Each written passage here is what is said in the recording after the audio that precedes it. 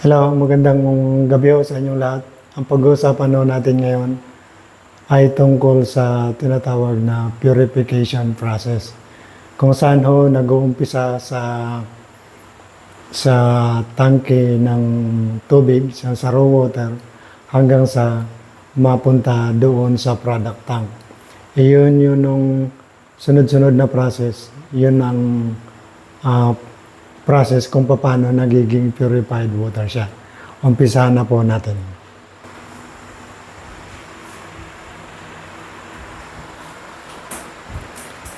At dyan naman ho, sa tangke na yan, dyan ho mag-uumpisa yung raw water. Manggagaling ho dyan. Tapos, sisipsipin ho ng tangke yan, ay ng water pump. Mapupunta ho yan dito sa FRP, tatlong FRP. Yan ho yung tatlong tangke na kung saan sasalain muna siya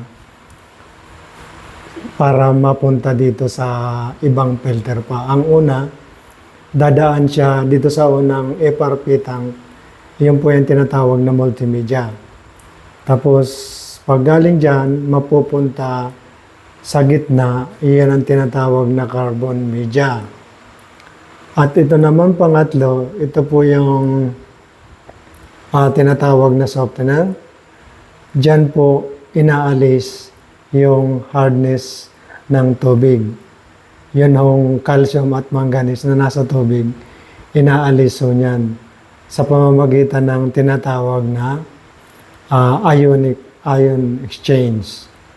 Ang ginagamit ho dyan ay isang resin na hinuhugasan siya ng asin para ma-rejuvenate yung laman. Pag galing ho dyan, mapupunta naman siya sa filter na apat na filter. Yan ho ay 5 micron at ang tawag dyan ay parallel. Tatlong tig 3,000 gallons per day. Apat ho yan para malakas ho ang bigay doon sa filter niya. Tapos lilipat doon sa apat uling filter, 1 micron siya. Tapos nakaparallel din siya. Ang capacity niyan ay 12,000 gallons per day. Tapos pag galing ho dyan, ay mangyayari ay iikot siya, tapos pupunta dito sa babang tubo na yan, tapos dadaan dyan at pupunta dito sa vertical pump. Yan o yung vertical pump.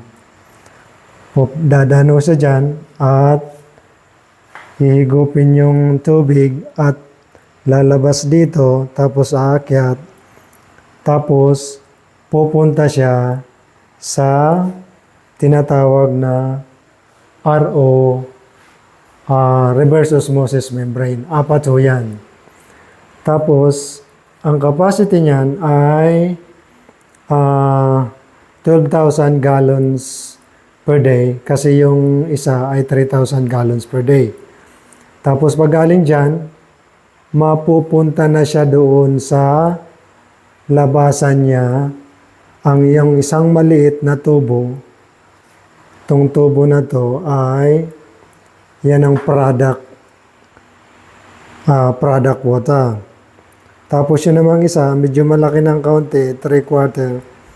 Iyan yung tinatawag na condensate water.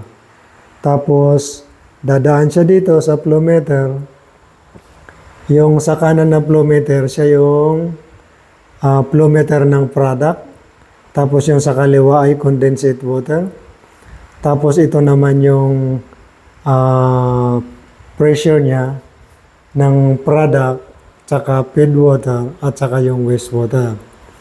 Tapos pag galing dyan ay mapupunta na doon sa gitnang tangke.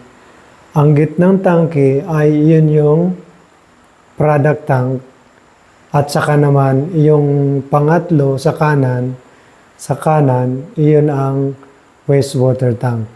Kaya yun lang o yung process, simula dito sa raw water tank hanggang sa product tank yung sa gitna at saka wastewater yung sa kanan. Yun lang o yung process ng purification ng tubig.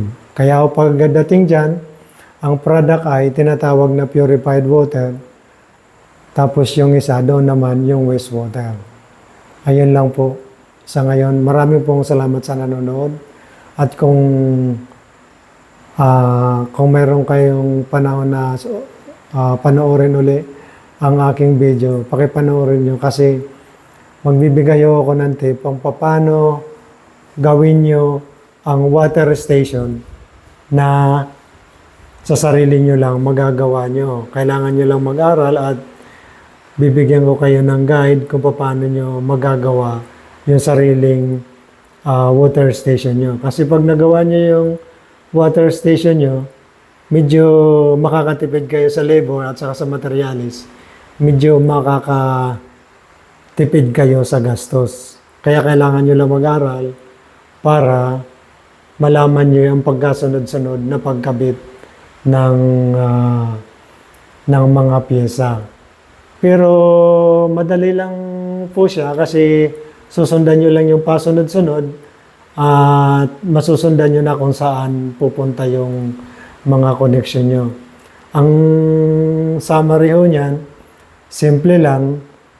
Pag galing ho sa raw tank, pupunta sa FRP, 3 FRP, pupunta doon sa filter na pinakita ko sa likod na 5 micron, saka 5 micron, lalabas dito sa baba, at tapos pupunta na doon sa vertical pump, tapos papasok na dito sa reverse osmosis membrane. Paglabas niyan ay purified water na. Hihiwala yung product, yung purified water at saka wastewater. Ganun lang ko kasimple ang process niyan. Basta kung gagawa kayo ng sarili nyo, madali lang. Basta titingnan nyo lang yung pasunod-sunod ng process niya. Kaya hanggang sa susunod, maraming salamat sa panonood nyo. At isang pabor lang po, kung hindi naman masakit sa inyo, paki-subscribe na rin po. At kung gusto nyong